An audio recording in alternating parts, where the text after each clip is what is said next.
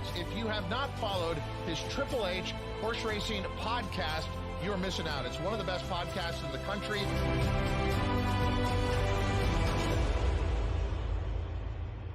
Good evening and welcome to episode 330 of Picks and Ponies right here on the HHH Racing Podcast. I am your proud host, Howard Kravitz. Thank you very much for joining us as we've got a very special show, a two-part show, talking first about the Great Oaklawn Late Pick 5 on Saturday, featuring, as I said, the Southwest Stakes, a 20-point Kentucky Derby prep. Plus, they've got several other stakes as well. It's really a fantastic late sequence at Oaklawn. And then after that, Tony Rollo of Crownsway Racing will be right here to talk about their new upcoming Series E. It's a fantastic ownership opportunity, so you don't want to go anywhere. If you are listening to this or watching this as a replay, you could probably fast forward to about 55 minutes.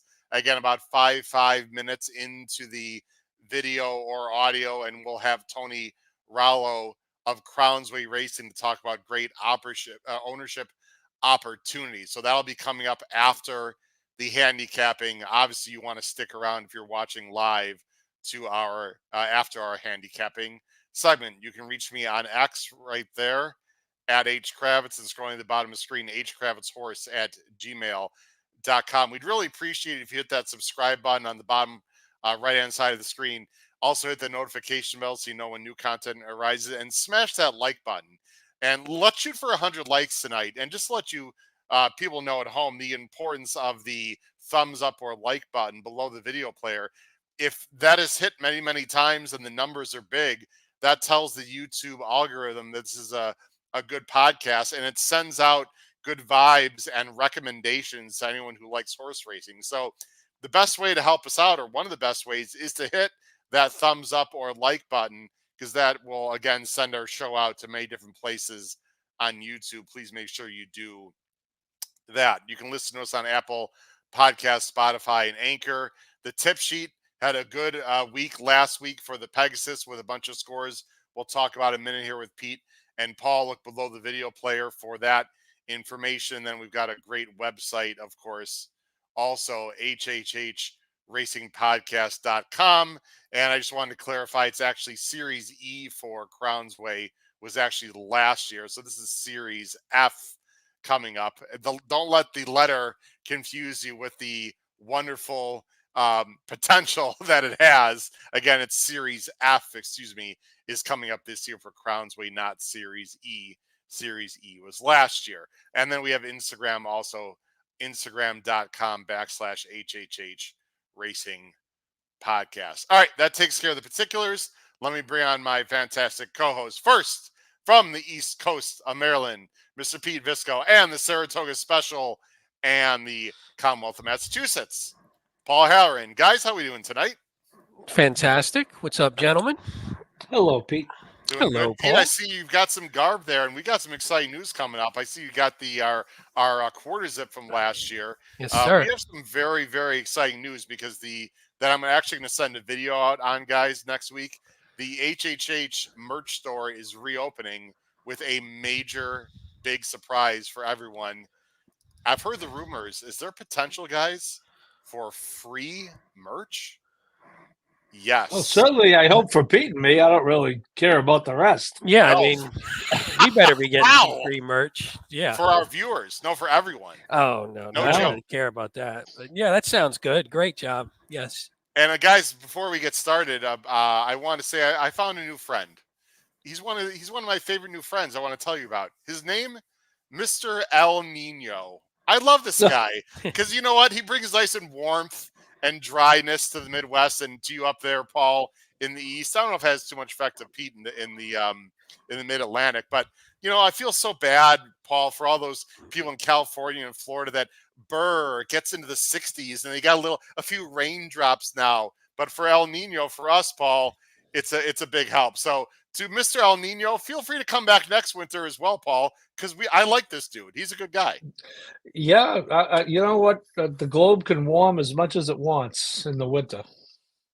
No I agree. disrespect. That would be winter, wonderful. which will be exactly half over as of Sunday, and Sunday will be the first day in Boston. We have a 5 p.m. or later sunset since November 5th, when we went through that stupid exercise of turning the clocks back, which is archaic when they used to need it because of the goddamn farmers.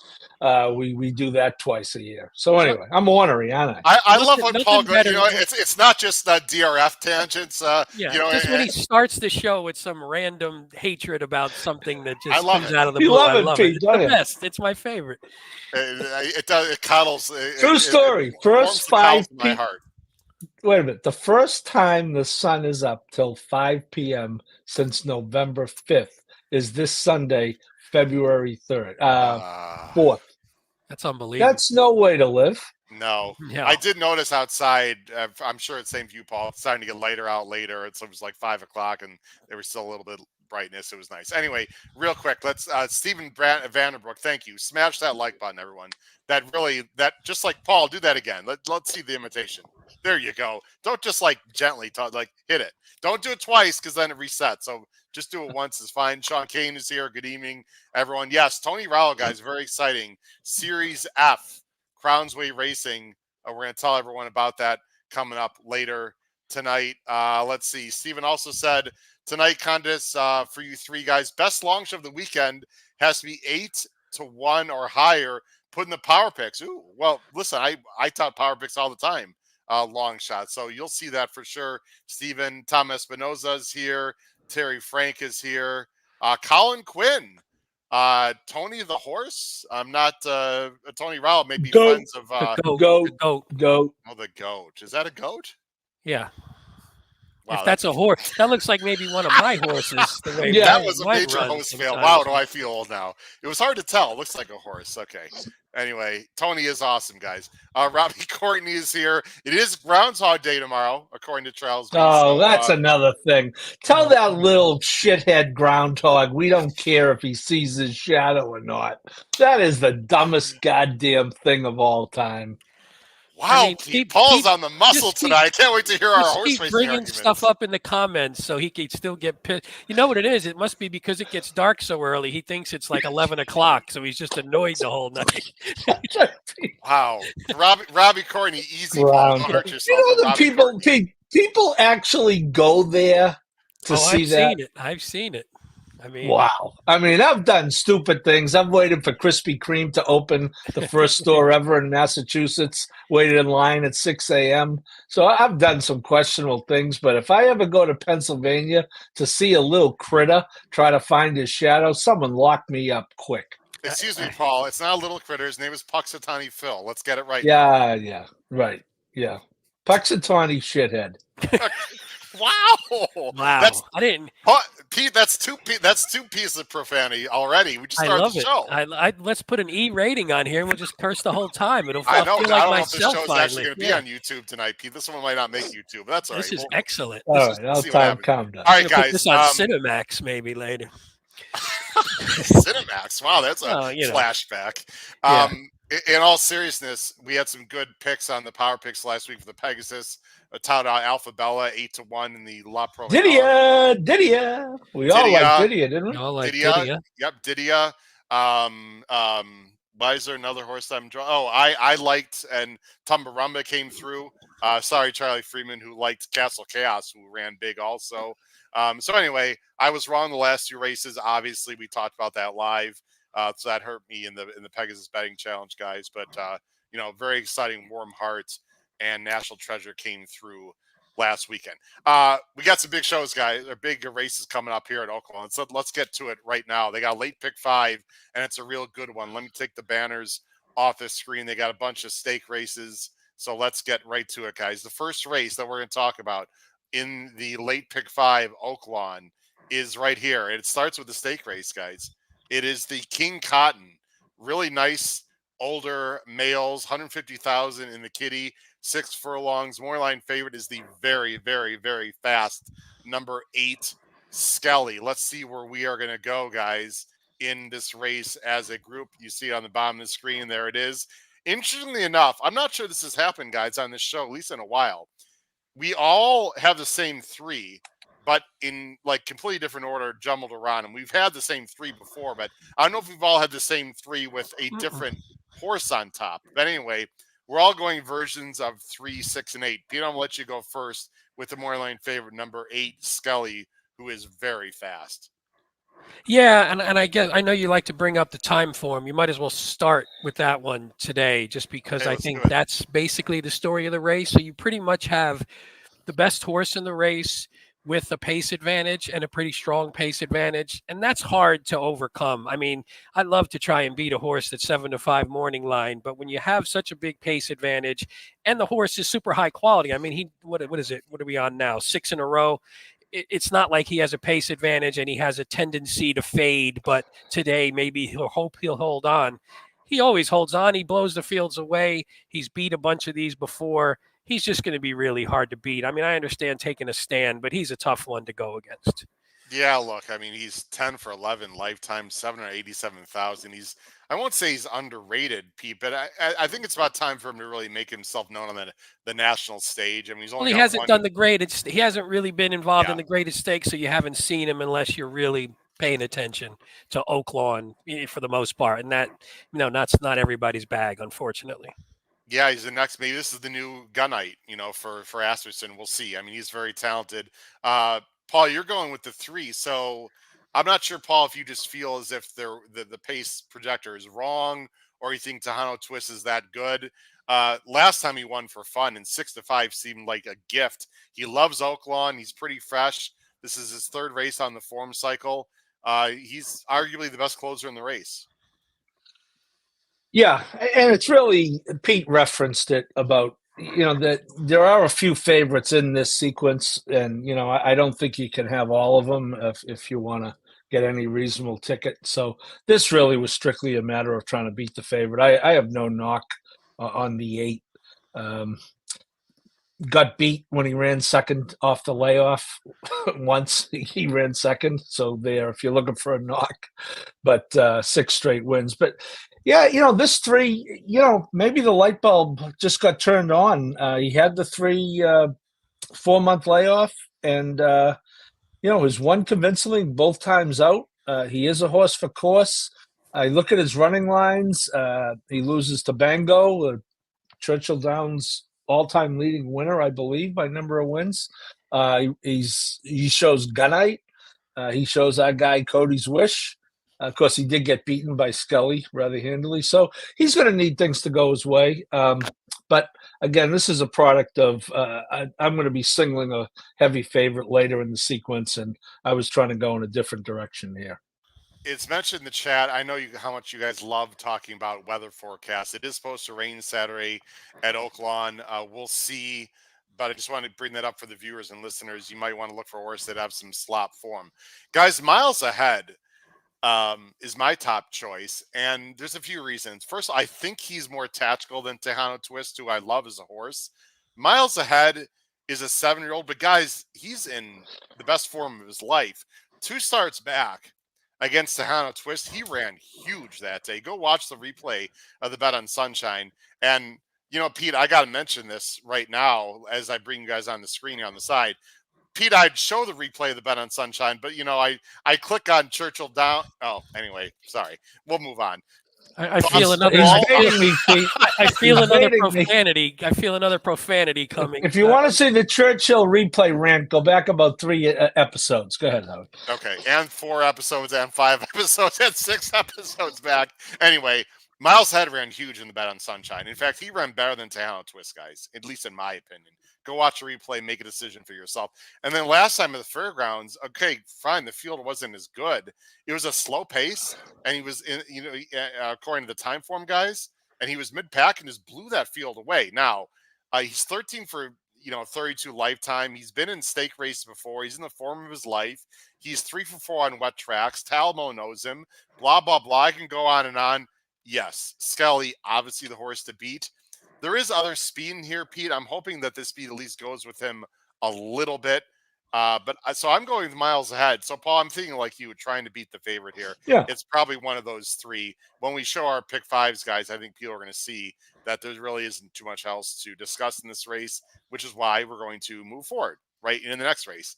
The next race on the card is the Martha Washington. So we got some 3-year-olds running all over the country. This is a big 3-year-old weekend. This race, guys, is for the girls. It's at 3:40 approximately Central Time, so 4:40 East Coast. Restricted 3-year-olds, $250,000. Wow, big purse. Mile and a 16th. I believe there are points for this for the Oaks. Denim and Pearls is the 6-5 money line favorite for Cox and Giroux.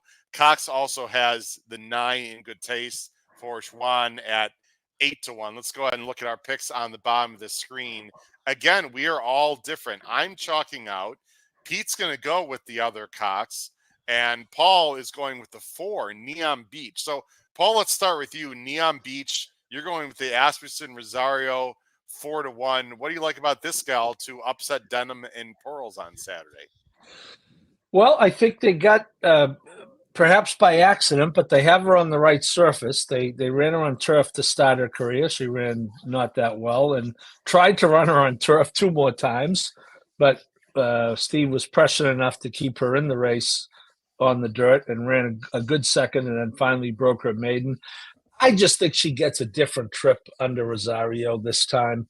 I know they're stretching out, and I know that she went to the lead last time and got passed. I don't expect her to go to the lead this time. I think there's other speed in the race, and I'm not interested in anyone at 6-5 in this field. Obviously, Brad's horse has 281 buyers in a row, and then you're looking at a 79 for the 7, 79 for the 9. But this 4 has progressed a little bit each time: 69, 72, down to 70, and then back up to 73.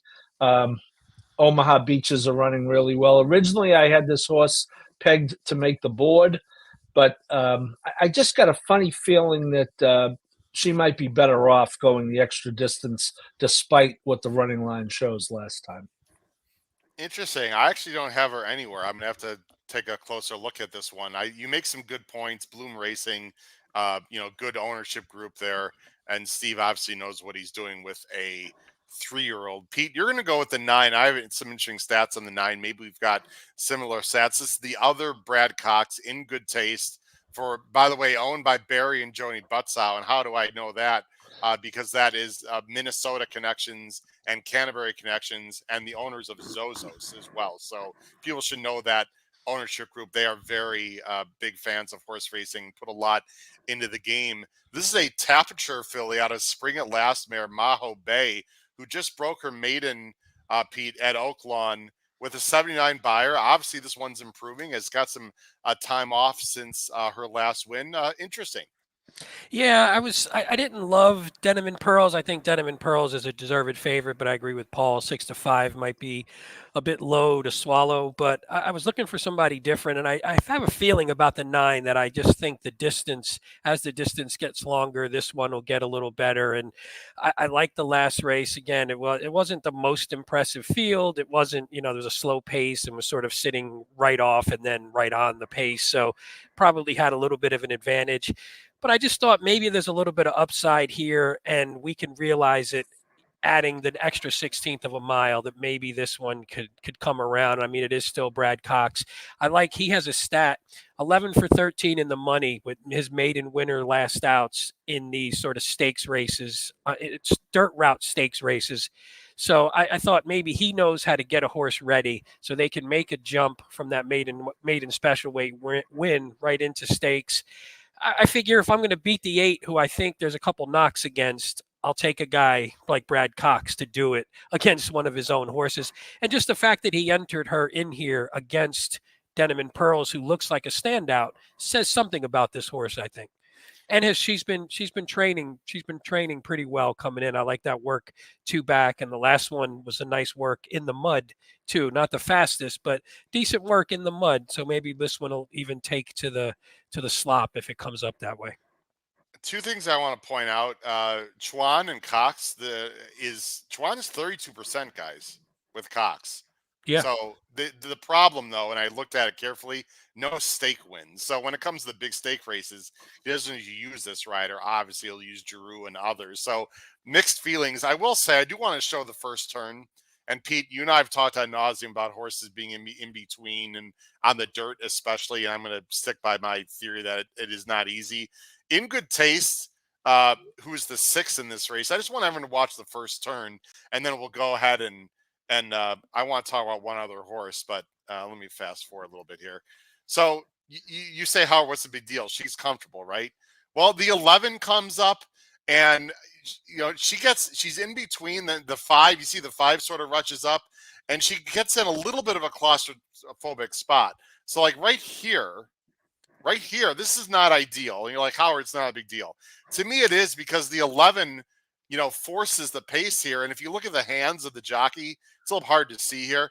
Do you see how Juan is sort of asking to hold her in this spot? So normally you'd like to see the 6 a little bit back here maybe, but because the 11's on the outside, it forces the 6 to sort of hold her position, and she ends up using this, or he ends up using this horse a little bit more, and now then he gets shuffled back, and now see how he's using here, guys, like stay in between. So the horse is using energy to keep up into that position. It's these very subtle things, guys, that I look at, and people might say it doesn't matter. I think it does matter a little bit, because the horse was used a little bit, maybe more than she wanted to. So I just want to bring that up. People can make their own decision on what they think there. The other one I want to talk about real quick, guys, is the 1.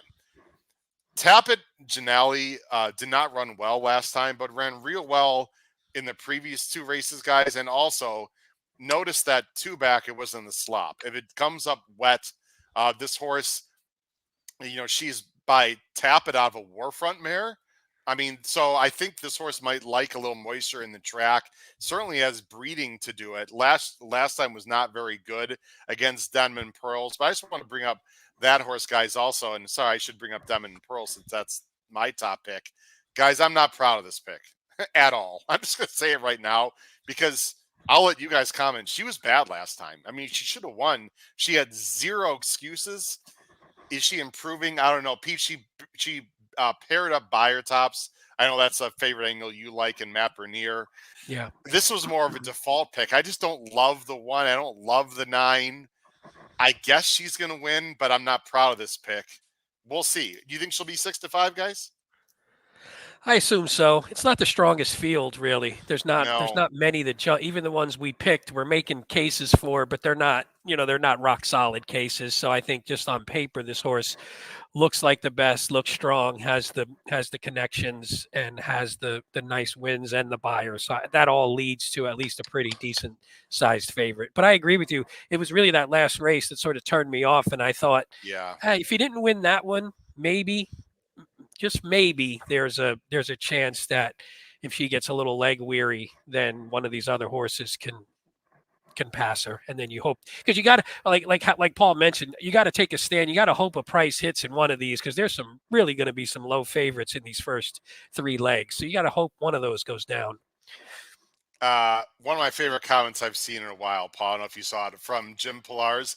I'm predicting that if you want to hear profanity from Paul, just wait until after the Rosario ride on Neon Beach. Your response, Paul? It wouldn't be the first time I have used profanity in that particular situation. Fair enough. Look, I will tell you, he's a great rider, and he's a better guy. Some riders you have good luck with, some riders you have bad luck with, and but I'll tell you, he really is a good guy. Not that it matters, but it does matter, actually. He's a good guy. I'd say it matters to know that someone's a good person. I think that matters. Let's go on to the next race.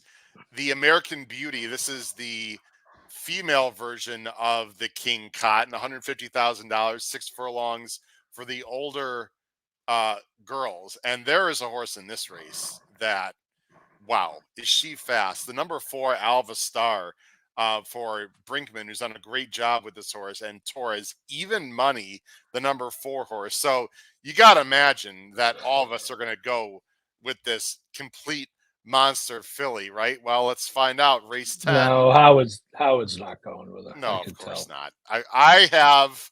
Are we ready? Well, I'll wait to go full screen for the big. He wants to be different.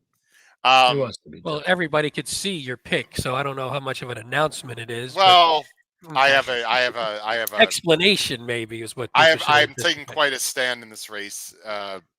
Quite a statement. You'll see in a second here. It's almost a statement last year. It's almost a church town esque statement, but hopefully the results will be different. If people have no idea what I'm talking about, Churchtown was like my play of the year last year. Kentucky Towns ended up with a 4 buyer because something happened. And anyway, hopefully that won't happen to my number 8. Let's go to Alvastar, Pete.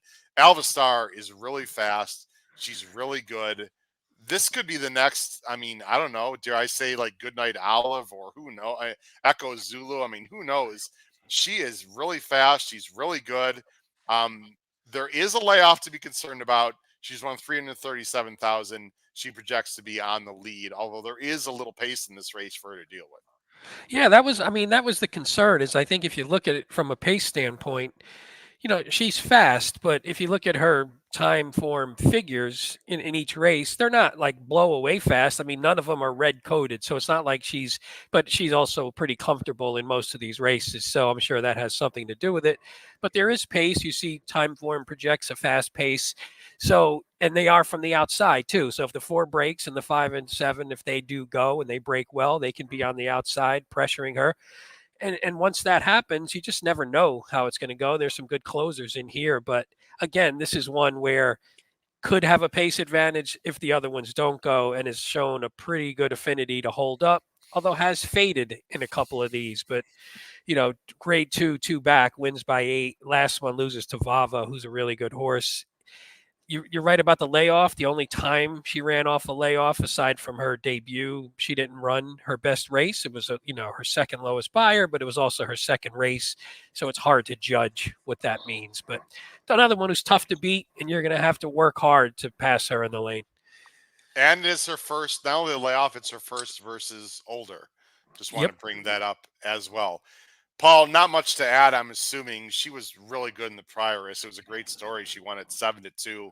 I remember that race, and she was just fantastic that day. Nothing negative. Then wins lost the Raven Run though to Vava in an upset, but that was 7. Pete just talked, a lot of the praises. Do you have any concerns, Paul, other than the layoff? Well, Brinkman is 180 to 360 is 3 for 35, so that's a little bit of a concern. Okay. But I got to tell you, Vava is really, really good.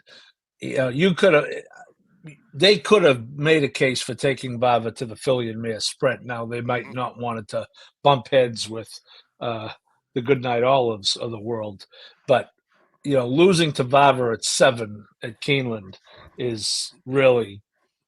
Put it this way: Vava would be lower odds than 1-1 in this field. The fours even money morning line, and the Ravens run came back. 3 horses have run back off that race, and all have improved their buyers. One by 5 points, one by 4, one by 26 points. So I mean that race is proven to be a good race. And if you look at her form, both races she lost. The horse went on to win her next race. Her buyers have been going up. She hit triple digits last time. She's had 7 workouts, all at fairgrounds. That could be another bit of a concern that they didn't even ship her in for 1 workout. But again, this is why I was trying to beat the favorite in the first 2. This is the one I'm going to lean on. By the way, she did run against older 3 back. Yes, correct. Oh, that was at Delaware. Yep. Yeah, it was at Delaware, You're but still, right. it was a stakes race, and she won by 6. So we'll take it. Right. Gentlemen, the number 8 Condensation is my long shot of 2024 up to this point. I understand we've only been a month racing. There are like 5 angles I like with number 8 Condensation, and in saying all that, she might be running for second. And I will readily admit that. But there's a lot of angles I like about the 8 that I want to talk about. And if I happen to be right, guys, that is going to completely blow up this sequence if she happens to win. But listen, I'd be happy to take a 4-8 exacta for paying, 14-1 or 15-1 as well. So let me talk about why I like Condensation. First of all, guys, Alvastar. If you're going to beat her, isn't it going to be Saturday, right? Off the layoff. It could be sloppy. There's The 5 is quick, guys. I don't know what Rosario is going to do, but this horse looks like he's only got one way, and I have a hard time believing Asmussen's going to tell Rosario to sit off of Alvastar. I just, Asmussen's a competitive guy. I just don't see that playing out. And then you got the number 7, Miss Arlington, which is a fantastic name, trained by Brian Williamson, a former Arlington trainer, owned by Nancy Veneer. And if you don't know the Veneers, Harvey and Nancy Veneer were longtime owners and supporters of Arlington, and Veneer was a trainer. So this has major Chicago connections. This horse is fast too, guys, and she just won very well. So I know it's Leparoux. Go ahead and insert Leparoux jokes here, but this horse is going to be up close too. Can they hang with Alvastar? I have no idea, guys. But like you said, Pete, there is pace from the outside. And if Alvastar maybe breaks a little slow or is a little rusty or gets a lot of pace pressure, it could, in theory, maybe fall apart. If it falls apart, this is the one I want. Now look at Condensation real quickly, everyone, but look thoroughly. Go back, guys. In the spring of last year, look who Condensation was facing. I mean, lost to wet paint, going 2 turns, showed speed, was really good. I mean, lost to wet paint by 3 lengths, 5 lengths, was in the 8 bells. And, Pete, Paul, you might remember the 8 bells race because Red Carpet Ready upset the field. That was a really good field right there. And she was up close in that race and ran a credible 3rd or 4th, right, by 3 lengths. Now, I'm assuming she just needed the break. They mixed in some turf races. I don't know what that was about. She didn't run well at Mahoning Valley, guys. I don't know. Maybe that's a weird track. I'm just tossing it out. She can close, and they've taught this horse to close, and she's closed well. I think she's going to appreciate a wet track, guys. And I think she's very live. I love Brian Hernandez also on closers, guys. Last stat, and then we'll move on. Brian Hernandez with Hartman, 27% in the last 5 years, and only 22 mounts, which tells me that these guys sort of pick their spots together with each other. So Hernandez does ride for Hartman also. Anyway, I could go on for much longer. This horse is fascinating to me, at least underneath. Reverse key try for sure, and a little bit on the win end, and 20-1 in the morning line. There you go. That's my argument for Condensation, guys. Any feel free to poo-poo, Pete, or Paul say, maybe. I don't know. I had that horse as a B. Almost had it in 3rd. It was my 4th horse. Okay, So I feel good. I'm with you. That. I mean, my concern was the fact of the running style. I still don't get what the best running style is for the horse. So I don't. If the horse is too far back, it's going to be hard to run down the speed. But that was my concern. But I wrote in my note underneath for sure at a price. And if you can get if you could beat the favorite and get this horse even in the triple, you can get paid. I think her best style is closing, and Hernandez is more of a closing kind of guy. Yeah, I agree. So. I agree. Any thoughts? But even just quick? A little closer, maybe a little. Not. I don't want to be all the way in the back. Just a little bit closer. Quick thoughts, Paul, on my Condensation idea. By the way, the name is Condensation, and it might be wet Saturday. I mean, come on, right? Well, I will tell you, Howard, I do remember the 8 bells vividly. I watched the race right next to Patrick Lewis, one of the owners of Red Carpet Ready. So it was a very festive, and that was Money's Gold, as you recall, was a heavy favorite in that race, and at that time looked very, very good with Irad. So that's a real race, and that's going 7. I don't understand the turf tries. I don't either. But because there really isn't a lot of turf breeding by Frosted out of a Tisnow mare. So I don't understand that. But if you wipe those out, now all of a sudden the horse has won 5 out of 12. So, that horse is going to be on my ABC grid thanks to Uncle Howie. Look, I mean, Alvastar's an A. It's a no-brainer. I mean, everyone's going to pick this horse. I get it. She might win by 6, guys, but I'm not going to feel it. All I want. My whole point of this conversation is that I like a 20-1 shot to hit the board. I mean, I'd be stupid to say that I'm going to put $100 to win on this horse. I'm not going to do that. But I mean, using her underneath, that's how you get value in these races, Pete. Even if with a 2 to 5, you got to get value somewhere, or you can just skip the race too, of course. horse. You can do You that. could skip, yeah. I mean, if you, like you said, if you can get a nice straight exacta here, and even you played a little bit the other way just in case, and then, Exactly. but you could bang a nice straight exacta, and because if the 5 and the 7 do go, and Alvastar puts them away, and they just give it up, then anything. The rest of the field is kind of weak, so anybody can come at that point. I think. The other thing, and I don't mean to dwell, but I think you guys would agree with this. If it's wet, I've seen weird. Here, another profan. Weird shit happens on wet tracks. Like we've all Yeah. seen it, right? Of all the tracks that it's either extreme speed bias or wet tracks, just weird stuff happens. So I don't know. We'll see what happens on Saturday. I'm interested in condensation. Let's move on, guys. This is the big one of the day. It's the Southwest. There are Derby points on the line here. It's a grade 3, $800,000, guys. Unbelievable for a 20-point Derby prep.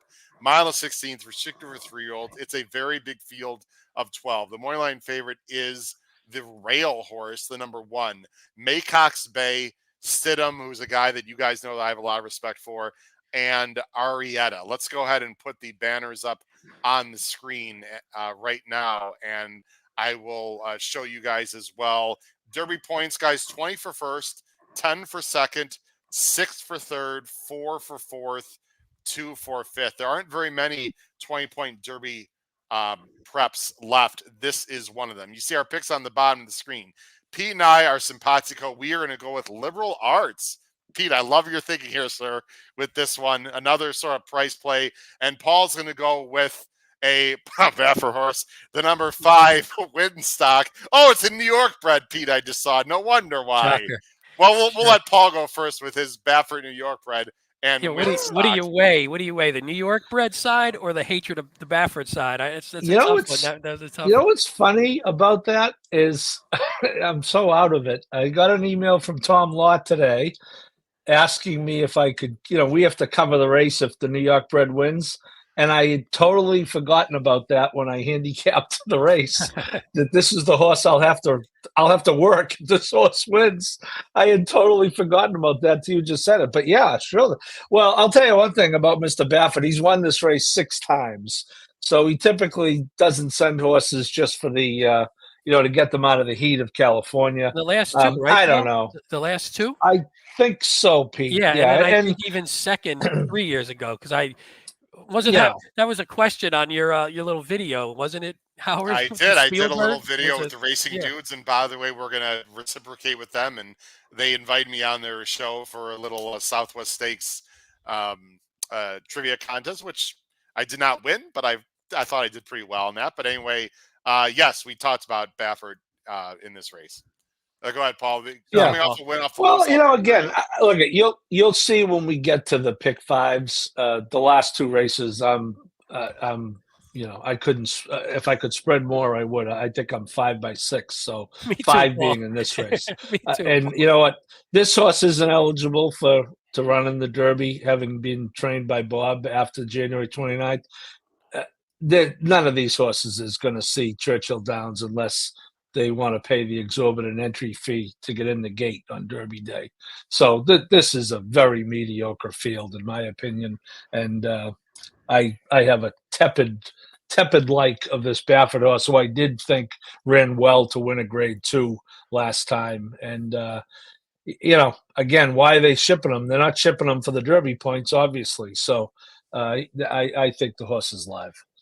Well, I guess why are they shipping him? To me, it's the 800,000, right? I mean, it's got to be the purse. What else could it possibly be? And he's already got Nisos and Wind Me Up and Coach Prime running in the Robert B. Lewis Stakes. How do I know? Because we just released episode 329 on our YouTube channel, Picks and Ponies. Me and West Coast Bias, Noah Maher, we taped a show of the 4 stakes on Saturday at Santa Anita. So everyone check out episode 329 of Noah and myself. Baffert's got 3 there already, Paul. So he's got to send this horse somewhere.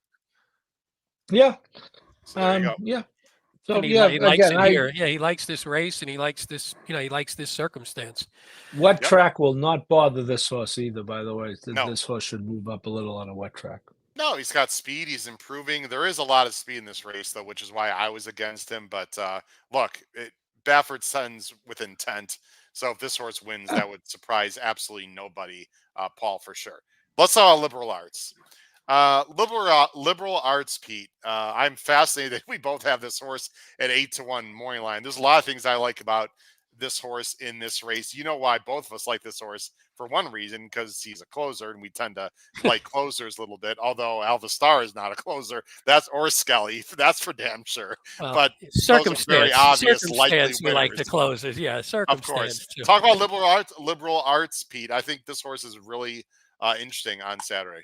Yeah, I think this horse is improving. I mean, if you look from purely a buyer standpoint, they've been increasing every race, but that's not the only thing. I think this is one out of Arrogate out of Arrogate. I think the distance is just going to help this horse. And again, you see won very convincingly in the slop last time, so that range shouldn't hurt this horse at all. 450 Tomlinson. If you look up there, that's pretty high for for anybody who doesn't look at that normally. That 450 is pretty high, and he ran like it in that last one. But to me, it was more, there is a ton of speed, and if the speed all comes to fruition, and I mean, I don't know if you showed the time for him, if I missed it or not. I did not, but there was, it's like leading a horse to water. I appreciate it. If you look at it, it's kind of funny because it's just pure, look at all those horses just hanging around up there together. So if that takes place, I was looking for a couple of horses to come off the pace, and I thought this one, with that running style, with a hot pace up front, and with the idea that I think distance only helps this horse, that all pointed me. Plus the price is nice, and a field, like Paul said, I don't think these are sort of Derby winning type horses. So I think all hell could break loose in a race like this. I see it the same way, Pete. He's got to improve a little bit. He's by Arrogate. You would think distance will be just fine, and he'll get Arrogates, are not really great 2-year-olds, right? So you think he's going to get a little improve. better. I don't mind this layoff. Robert Medina was quoted in DRF article saying the horse is working great and ready to go. I mean, most trainers are going to say that anyway, but he's 0 for 10, but he's got 5 in the money, so it's not, it's not like his horses aren't running at all. So no, I mean, I like everything about him other than the class. Well, he maybe doesn't class up. We're going to find out. And on that same vein, guys, I'm going to mention my second choice, who I know people are going to think is ridiculous. That's fine. People probably thought Tumbaramba and Hijazi losing was ridiculous too last Saturday. But anyway, Common Defense. Watch the replay. That's all I'm going to say. I'm not going to show it. He was bottled up, and he only started running in the last, at 200 yards. He reminds me a little bit of a smaller Catching Freedom. If you know Catching Freedom, he's a little goofy. He won last time. He's running the Risen Star for Cox. This is a horse that's going to take further back than it looks on paper, guys. And I think he's going to make a big late run. And do not sleep on Kenny McPeak, because we all know how good he is, gentlemen. He's coming back quick with this horse. I like that. He's showing confidence. Leperoux is going to take him back further. Common Defense, I don't know if he can win, but he is a big play for me underneath in this race. Let's quickly talk about the 11. I like that too, Howard, by the way. I like that underneath. Okay. I do. This one, though, doesn't it strike you as one that once it gives up on the Derby trail should go to the turf? Might look, even that move that he made in the last one, I thought was a nice, it looked more like a turf move almost to me than a dirt move. And I think this one might even move forward if they put it on turf eventually. Yeah, he's got Caraconti, it's out of Bernstein or by Bernstein on the male side, and Street Cry. And this horse might be a turf horse eventually. But again, I think the wet will help this horse potentially. I just think he's a good horse anyway. I think they're just scratching the surface with this horse. Let's see, Jim. Oh wow, Jim! Now Jim is ripping on Leperoux. Jim is just hating on. Jim is just hating on every jockey he doesn't like. So you won't hear that from me. I don't mind Leperoux because I know which one of you two is it. Pete, you are sort of. No, I'm not. I'm not. I mean, I don't think he's great or anything anymore, but I think he's. I don't not pick a horse if he's on it necessarily or anything. I've Just Steel third. You guys have this horse second. We know, the coach knows what he's doing. Don't worry about running this horse many times. That's what he does. I thought he ran big last time against Catching Freedom. The obvious concern, guys, is the outside post and other speed in the race. Paul, Just Steel, you're giving a look. Yeah, I think he's a board play. I agree with you on the post, and I also agree with you on the number of stats. We need more people like Wayne Lucas, not less, as far as willingness to run horses. they shot for the stars. They had the Derby fever syndrome early. They had it all the way back at the Hopeful. And, the horse got summarily trounced in the 2 Grade 1 races. And, now they're trying to maybe build the confidence back up. And all they have to do is tell him he's by Justify, because everything by Justify is winning these days. And, Feels that way. couple of listed stakes races, a win and a second. So I don't think this is an unreasonable spot at all. This is we talked about it. It's a grade 3, and it's probably a mid-level to low-level grade 3. So, and Vasquez is okay. Yeah, I think this horse is part of it. I'm not so sure on the win end. Probably more like a B for me as far as to win the race, but definitely using on the board. I thought it was weird, Paul, that in the 2 Grade 1s they tried that they just decided all of a sudden to send this horse to the lead, and he faded pretty bad. I feel like he's better off the pace a little bit, so I'm assuming in here that's definitely what he's going to do. But I thought maybe that hurt him. These were by far his 2 worst races, really bad buyers, except for the debut. But I thought putting him on the lead was maybe the thing that sort of killed him in those 2. Dustin Jameson, thanks for joining the show. Sorry, Paul. He's a big horse, Justy, only going to improve. It's very possible. Paul, go ahead and make your point, and then I want to quickly talk about the one before we go into the last race. No, I was good. I'm good. Paul, the Godolphin horse, no love for the rail horse, Maycox Bay. 3-1 morning line, by the way. I need to be careful with my words because I don't get it at all. But anyway, go ahead. Yeah, I mean, the thing I don't get is, were they trying to go to the turf last time just because he had run so poorly on dirt the 2 times before, and then they have a favor done and it gets rained off, albeit a fast track, and the horse runs a hole in the wind. I mean, I certainly understand going to this race off of that effort, and I, like you, Howard, Stidham in my mind is like a Mike Trombetta, very similar guys. I always take a second and third look because I hate getting beat by them. And now that you mention it, I wouldn't look forward to getting beat by a Godolphin now that you mention it. So I mean, the horse will be in my grid.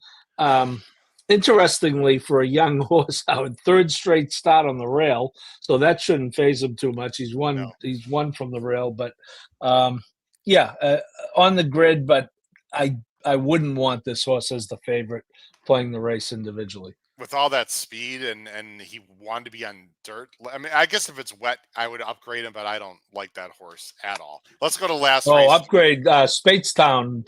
Upgrade big. Yes, I agree. If it's wet, I might need to upgrade him. I have him like as a C, maybe even not even at all. Let's go to last race, guys. I'm just going to throw our picks on the screen right there, right away. It's a really tough allowance race. We've been down this road before at Oaklawn with very tough races to end the sequence. How about $140,000 purse, by the way, for these 4-year-olds and up? Non-winners of one other than non-winners of 2. Sorry, it's an N2X. Big field of 12. Morning line favorite is the number. What do we got? 8. Alexander Helios for Safi. Interesting. Bringing this a 4-year-old. Bringing this horse up, and Giroux. That's who I'm going with. I'll just very quickly. We'll just go through this field quickly, guys. My main question is, I feel pretty confident saying this is the best horse in the field. For a lot of reasons, got the numbers, is improving, likes the 2 turns, doesn't need to be on the lead, blah, blah, blah. My only concern is why Oaklawn? This is just weird. I don't quite get it. Safi doesn't have any starters, I don't think, on the card. I looked it through. So it's just an overall very strange spot for me. I'm guessing it's because the $140,000 purse. To me, he's the horse to beat, and pretty clearly the horse to beat if he handles the surface. That's just my opinion. Paul, you're going with the 9, just as outside. Pledge of Allegiance to the flag. Yeah, Howard, this is a race. When we look at our pick 5s, you'll see I'm 6 deep, which is half the field. And if I were alive with half the field into this race, I'd be petrified. That's how I feel about this race. Really tough. Very very tough race.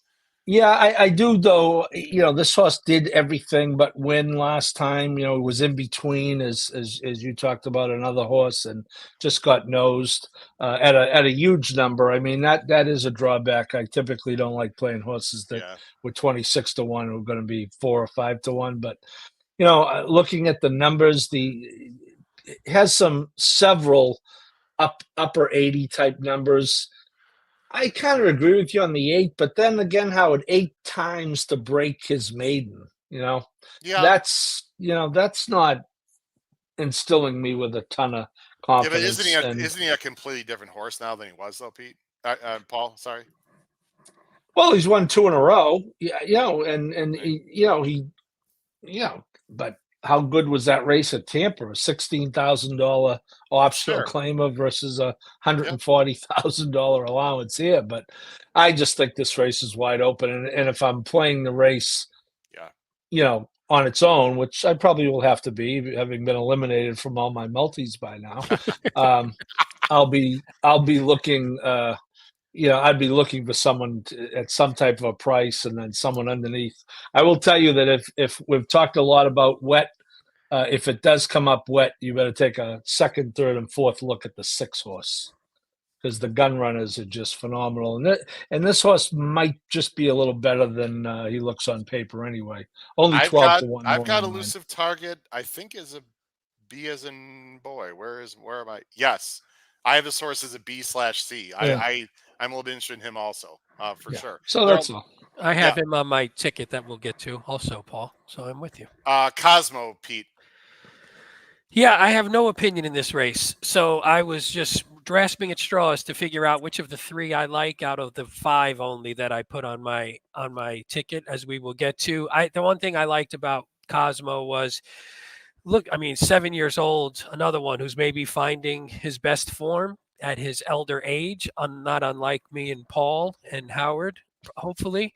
But I do like that this horse, now that he's routing, I said all 3 of us. I put us all in there. Hopefully, you added a hopefully for me. Well, no, that was for all 3 of us. That was for all 3. All right. But I do like that once this horse started routing, had been mostly sprinting, has a couple routes thrown in, but once he got back to routing, he ran his last 2 were nice. Actually ran a lifetime buyer top in his last race of his 6-year-old season, which I always find impressive. So I figure in a race I don't like anyone, maybe this one's on the up and up, and maybe he's just doing what he likes to do better, and that's going 2 turns routing. So we'll give it a shot. Yeah, it's wide open. You're going to see our pick 5s right now, how we feel about the last race. Actually, the last 2 races. Pete, let's go to your pick 5.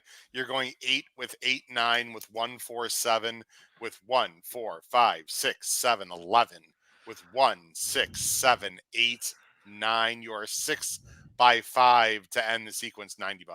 Yeah, I'm going to single Skelly to start it off, and that's mostly because I think he's the best horse in the race, and I think he has the pace advantage. In the second leg, I think Denim and Pearls is maybe a little bit vulnerable, and I'm going to go with the other Cox and just stick with those 2. Leg 3, I didn't love Alva Star just because I think there's other pace in there. I went with the one who we didn't talk about, who I think is another, like you liked condensation. I thought the one Chandana can sit off and get a nice trip from the rail, and that could be the one that blows it up if the 4 Alpha Star doesn't run to her best. And then in the Southwest, I'm just wide open. I don't like anything really strong. I really like Liberal Arts, but again, who knows? Carbone, we didn't talk about. Have that one on the ticket because that one could just run out and go. Yeah, he's really fast, but who knows about? Yeah, but he's won in both of his races were pretty slow paces, so we don't know how to judge that. So, and then in the last one, like we just talked about, I'm sort of wide open, and the long shot play was that 6 horse Elusive Target that Paul mentioned. Yeah, listen, we need to do the right. Let me just show a Carbone because he's going to be he's betting the damn Derby futures a lot also a little bit. There's Carbone. I mean, just really fast, but has gotten away with some relatively slow paces, guys. And he's by Matoli. I mean, do we have confidence that Matoli can handle, 2 turns, a further distance and more pace pressure? I mean, I don't. So, but there is Carbone. He's very talented. Well, keep an eye on the Withers at Aqueduct because Lightline, who ran second to Carbone, is in the Withers. Are we pronouncing the E? Is it Carbone or not Carbone? It's Carbone. Carbone. is You don't. Yeah, you don't. Depends where you're from. Carbone. Sometimes, yeah. All right, I'm gonna get myself in trouble. Paul 368 with 48 with 4 with 5 6 7 8 11 with 1 6 7 8 9 11. He's going 5 by 6 to end the sequence, but he's gonna go for $90, pressing up for $1. Yeah, it's going to be tough, Pete, when you don't have that 11 in the last race. You have all of mine except Oh, for the do I? 11. Is that the 11? Is that the one I'm? Oh That she man. is right. Yeah, That I is mean, funny.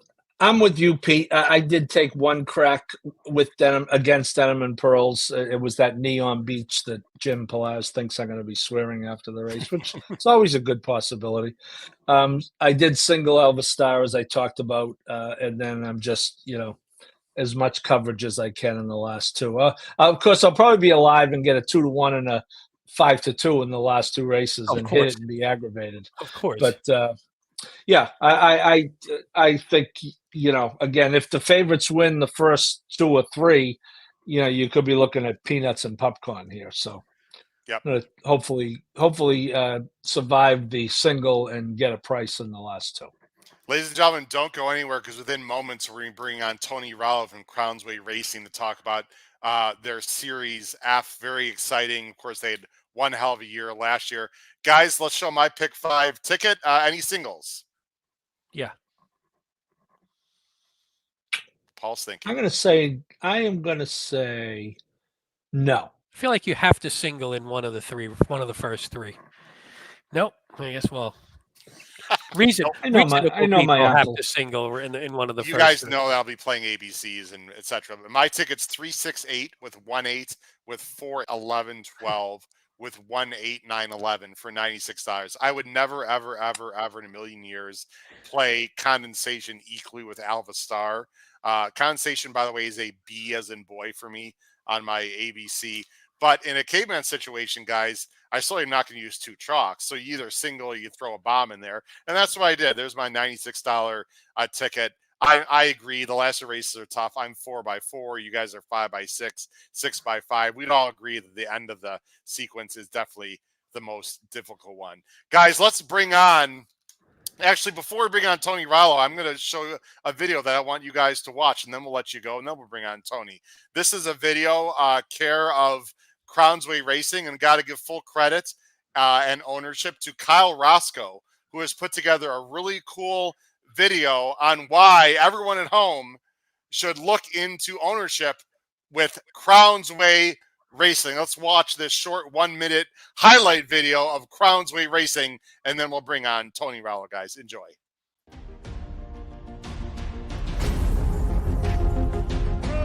And Copper Missile has taken the lead, and Copper Missile draws off to win.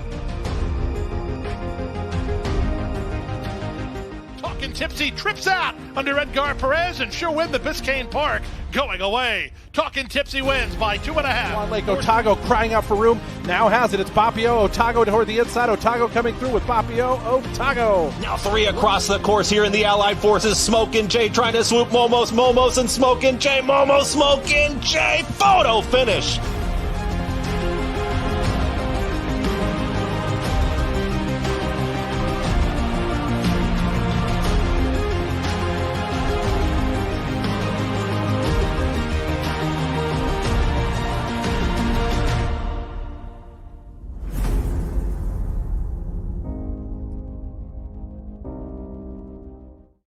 That was our boy there, Shards and Copper Missile. Let's bring on the president of Crownsway Racing, Pete and Paul, say on just for about 30 seconds. Here he is, Tony Rallo. Tony, good evening. What's going on, buddy? How you doing? What's up, Tony? Hey, guys, doing good. Getting ready to launch Series F. The March OBS book came out today, so I'm ready to go.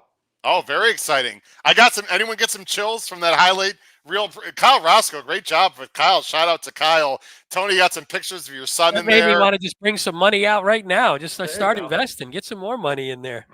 Tony's, everyone on this screen was part of Series E, and what a thrill. Pete and Paul, I'll let you guys go with a comment about your excitement, your feelings, your emotions throughout 2023 being a part of Series E, with especially highlighted by Copper Missile and Shards. Pete, I'll let you talk first. Yeah, it was awesome. I mean, and thanks Tony for involving us in it. But it's great, especially when you can get in your first foray with you guys to have a horse run in the Breeders' Cup, and we see Howard wearing the hat. I mean, that was super exciting. I had the butterflies watching it in my room with the door closed, so I could scream and yell. So it was an awesome experience. These guys are great. So anybody listening and watching, I know I had ton of enjoyment with them, and we had some really cool horses. So hopefully the next one is ready. Sean Kane of Crownsway Partner, I believe, saying hello. Paul, thoughts on Shards, Copper, Missile, or anything you want to tell the viewers and listeners about your experience with Crownsway in 2023? Yeah, I would just say I have a decent amount of experience with syndicates, from covering them for the Saratoga Special to owning a few horses with Zilla. That was one of the first stakes races I covered at Saratoga. Celtic Chaos won, and through the involvement with now with Tony and Crownsway, and for a very reasonable amount of money. Look at if you want to go buy 10% of a horse that they pay $2 million for at the sale, if you got that kind of money, God love you. But for a experience like this, that's really what you're getting in for, right? The experience, the experience of, being at Santa Anita and kind of looking at each other saying, oh, we have a horse running in the Breeders' Cup.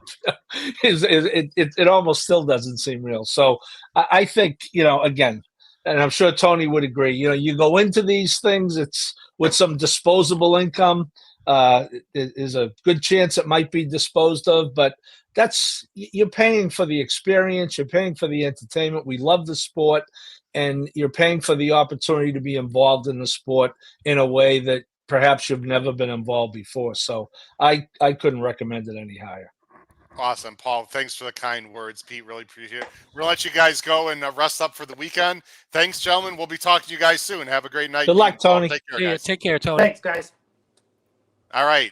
Very wonderful words from those guys. Tony, let me go ahead and take change the background here as I talk here just for a second. We'll put up our generic HHH Racing background. There we go. Crownsway Racing had a great year in 2023. But, Tony, we're here to sort of introduce to the world, or at least to our viewers and listeners, Series F. So before we get started, I'm going to show a banner on where people can reach you. Of course, we do have a big listening audience on our audio platform. So why don't you tell everyone, just speak out, just say where they can reach you as well for people that cannot see the bottom of the screen here. So probably the easiest is on Crownsway's Twitter, or X as it's now called. Also at Anthony Rallo at crownswayracing.com, or our website, crownswayracing.com. I know, Howard, that's an old one from when we were a little bit disorganized. Okay. I just went on the site. Anyway, okay. I looked it up tonight. Yeah. So, I mean, contact you email, right? Anthony Rallo, RALLO, at crownswayracing, oneword.com. Yeah. Yep. Let's talk about Series F. Before we talk about the horses, Tony, and we have a lot of people listening and watching, and we really encourage everyone to get involved with myself, Pete, Paul, Kyle, many other, hundreds of partners that you have, and get involved with Crownsway Racing. Let's first talk about the price point, because we could talk about horses all day long, but look, money talks. And I know a lot of syndicates have a higher price point than you guys to buy in, which is why I like to promote Crownsway Racing, because not everyone has thousands and thousands of dollars to spend. So let's talk about price point first of all for Series F in 2024. So for this series, the price point will be $1,000 a share. It's our first time doing $1,000 a share. In previous, like Series E, was $500. But with the success we've had and the interest we've had, we felt it was appropriate to raise it up to $1,000.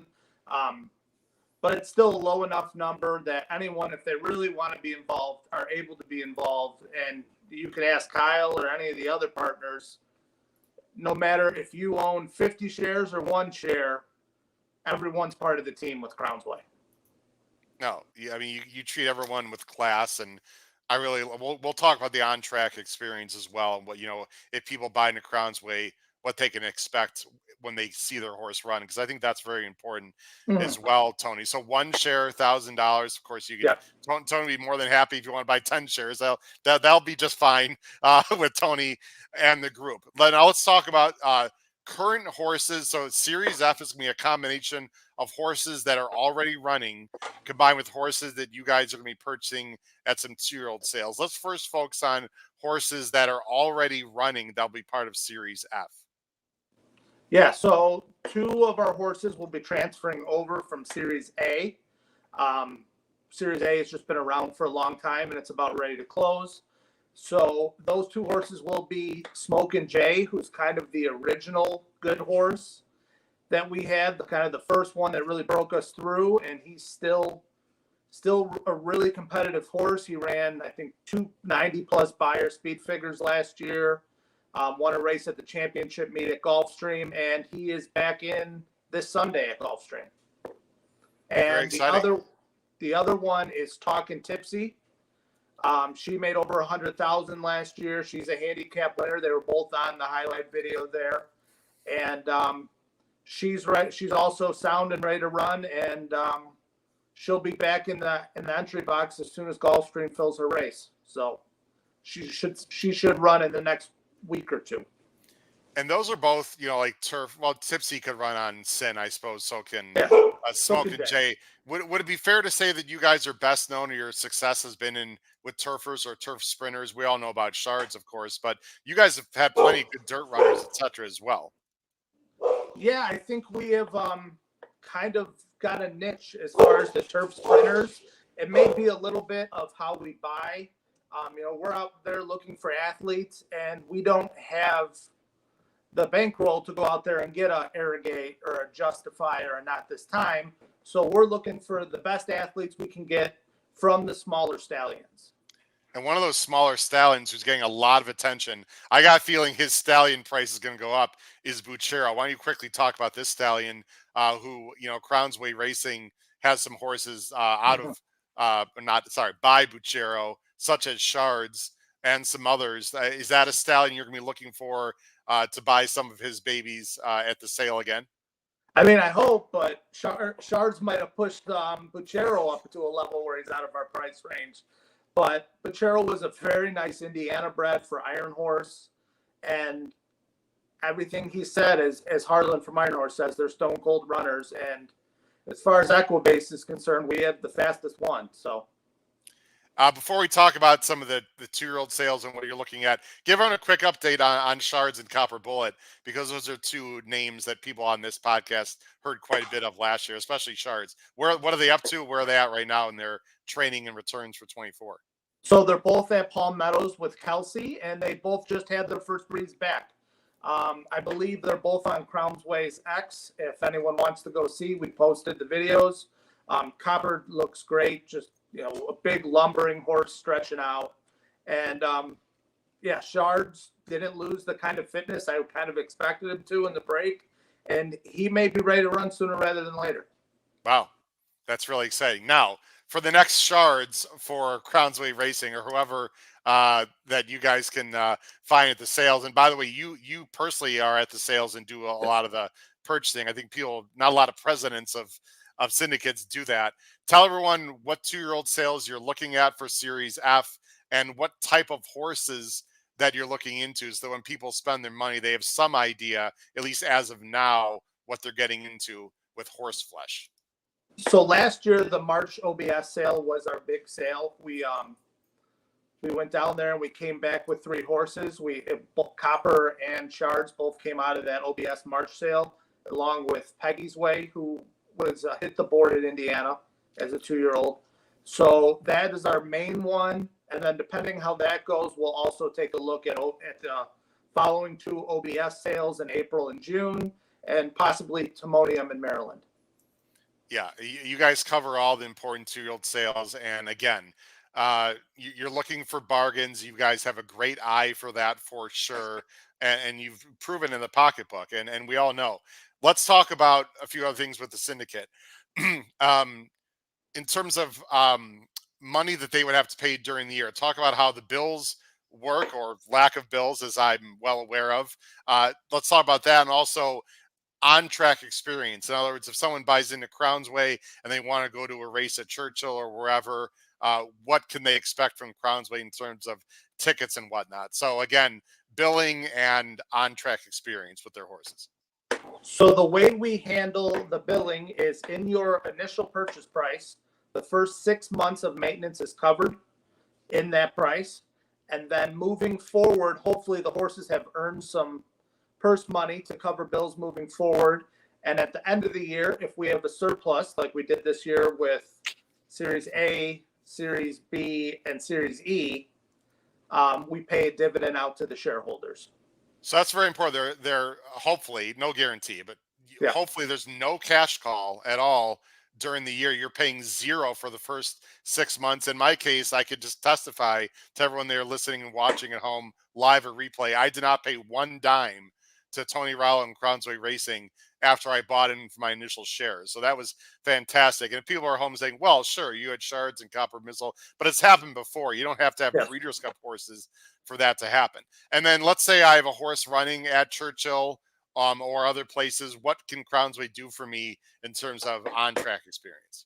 So almost every start we will make, Crownsway will have an on-track representative. Most of the time that's me. And if I'm not able to make it, my brother or some of our other longer tenured partners, they'll handle the group as far as getting everyone in. And at the tracks where people are allowed in the paddock, we try to get as many people in the paddock as possible. Winner's circle, stuff like that, full access. And then if people want to go to the backside, we love people to come to the backside and be able to see the horses up close and personal. The love of the horse is what it's all about for us. And Kelsey Danner is fantastic. I met Jimmy Gulick down at Gulfstream. I mean, you just have great people working for you. I can't say enough good things about the people. And that's what it's really about, right, Tony? Because the wins and losses come. We know it's a very difficult game. Look, we're not going to blow smoke up people's butt. You know, you buy in for 1,000, you're not going to get 60,000 back, but you can make some money. But the most important thing is you have fun watching your horses run, have a really good experience with people, and just enjoy horse racing at a whole other level. And frankly, the $1,000 price point is very low. Now people are saying, well, $1,000, $1,000 is a lot for a lot of people, Tony, but for others, it's not as expensive. I would recommend everyone out there, if 1,000 is beyond your range, call a few people, call some buddies, call some friends. Hey, let's each put in 200, 100, let's get 10 people, create your own little syndicate within the syndicate and buy in. You'll have a lot of fun, get together on a Saturday, watch the horse run on TV, maybe make a little trip out to a track. It's a great social experience, Tony. Yeah, exactly. We were founded to run at Arlington, and we used to have 50 people out at the track at Arlington. And as we've grown and gotten bigger, people have been traveling to more races. We have a lot of people that come out to our Gulfstream and Tampa races, a lot of big footprint in the Florida area, and you can always tell Crownsway by all the people wearing the green shirts. Yeah, I wore shirts instead, but I've got my green paraphernalia. I got shirts, I got the hat, I went nuts because Tony, that's how I roll. That's what I do.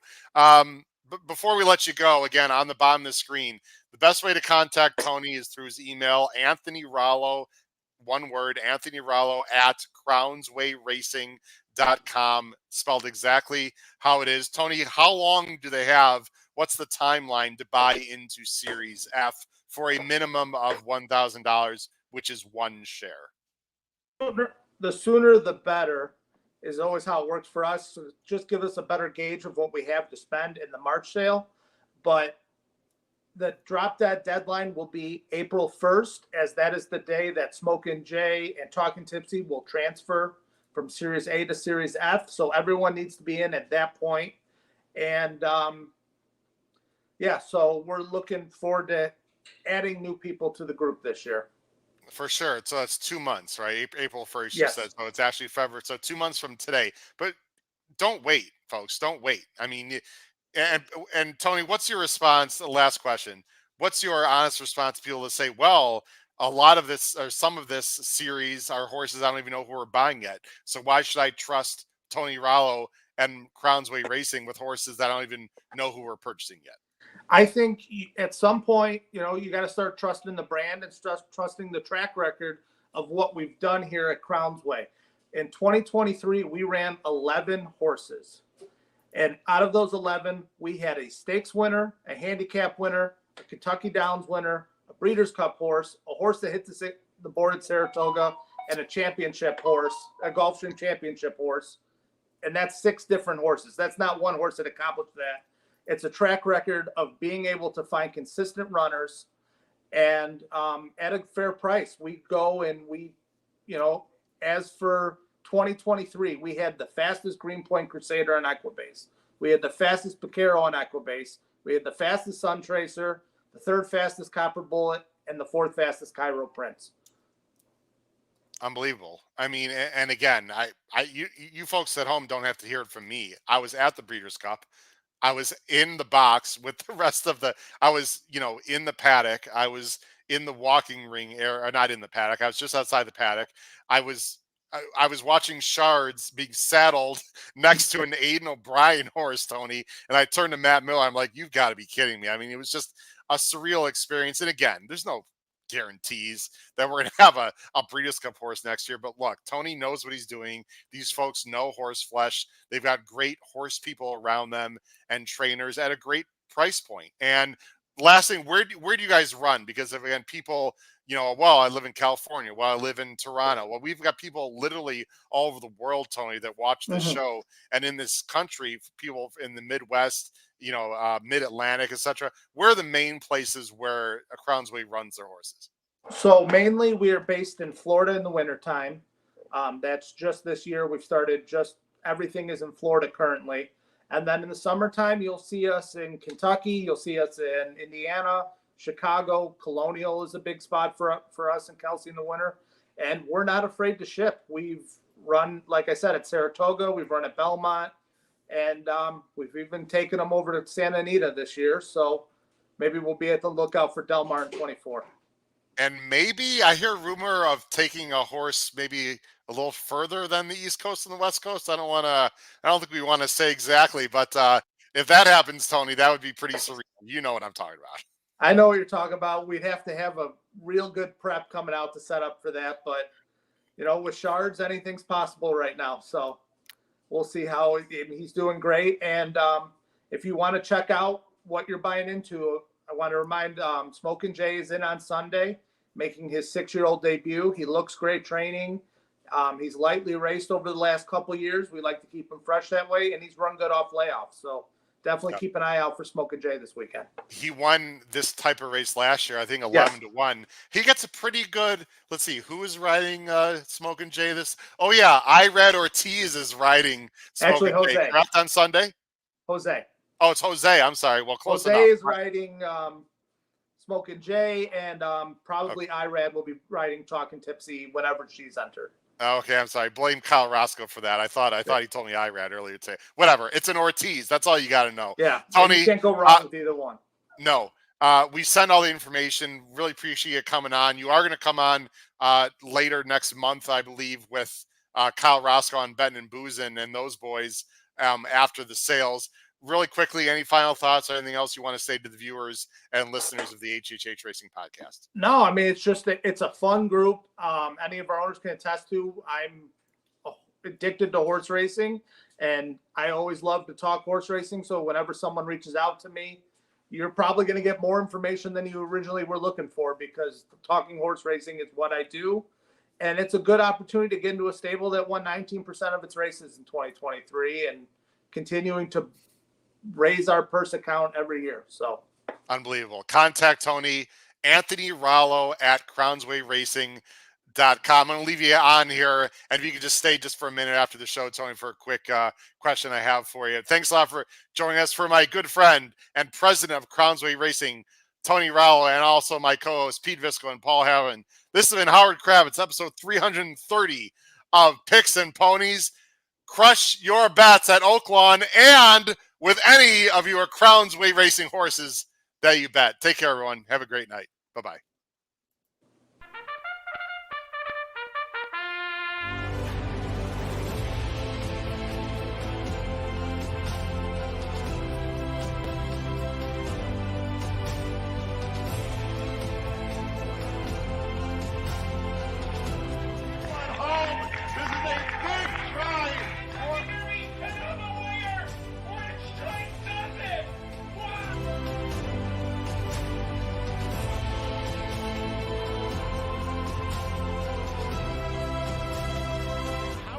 Kravitz. If you have not followed his Triple H horse racing podcast, you're missing out. It's one of the best podcasts in the country.